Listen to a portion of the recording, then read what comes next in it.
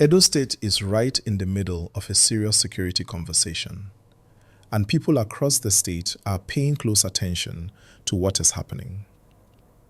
Throughout 2025, security agencies carried out wide operations aimed at reducing kidnapping and cult-related violence.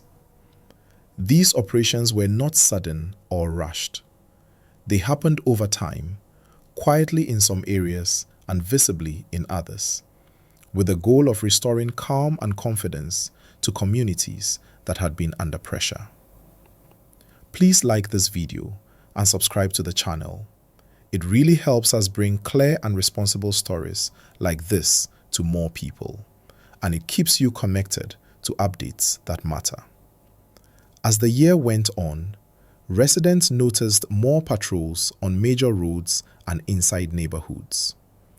Some areas that once felt tense began to feel calmer, while others remained cautious. Security officials say the approach was simple: gather information carefully, act quickly when needed, and work with communities instead of against them.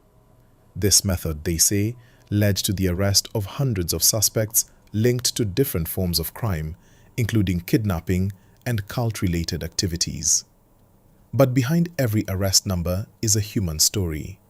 Families who once waited in fear for phone calls began to breathe again when their loved ones were rescued. For those families, time felt slow, days felt long, and hope felt fragile. When rescues finally happened, it was not just about security success. It was about relief, tears, gratitude, and the quiet return to normal life. Please remember to like this video and subscribe, because these stories affect real people, not just headlines. Security officials also spoke about the challenge of cult-related violence. In many communities, this problem goes beyond young people gathering in secret. It affects entire streets, disrupts schools, and creates fear among residents. Operations targeting these groups were designed to stop violence before it spread. The aim, according to authorities, was not only to arrest, but to break cycles that lead young people into dangerous paths. Another important part of this story is what was taken off the streets. During various operations, items linked to crime were recovered. Each recovery reduced the chance of harm, reduced fear, and sent a message that the streets would not be left unprotected. These actions, security officials say, are part of a longer plan, not a short campaign. Please like this video and subscribe. Your support keeps this kind of calm, clear storytelling going. People are now asking hard questions, and these questions are valid. Will these arrests lead to proper investigations? Will cases move through the courts in good time? Will communities feel safer, not just today, but months from now? Trust is built slowly, and it depends on what happens next. Residents are also being encouraged to stay alert without panic. Awareness is important, but fear should not control daily life. Simple steps like careful travel planning, quiet reporting of suspicious activity, and community cooperation can make a difference. Safety works best when everyone plays a role. As the story continues, one thing is clear: this is not only about law enforcement. It is about families, communities, and the future of young people. It is about restoring confidence and protecting everyday life. The actions taken during 2025 are being watched closely, and expectations remain high. Please like this video and subscribe if you want this story followed closely and explained clearly in simple English. The conversation around security in Edo State did not end with arrests alone. What followed was a deeper discussion among residents about how safety truly returns to a place. People began to talk more openly in homes, in shops, and along the streets. Some said they felt encouraged seeing more security presence. Others said they were still careful, watching how things would play out in the long run. That mix of hope and caution is very normal when a place has gone through fear. Please like this video and subscribe to the channel. It helps us keep telling these stories clearly and calmly without confusion. One thing many families talked about was movement.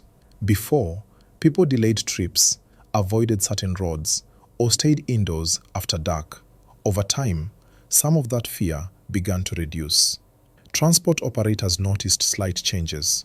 Traders felt more comfortable opening early and closing later, and schools saw improved attendance in some areas. These small changes matter because they show how security affects everyday life. At the same time, leaders and community elders began speaking more about responsibility.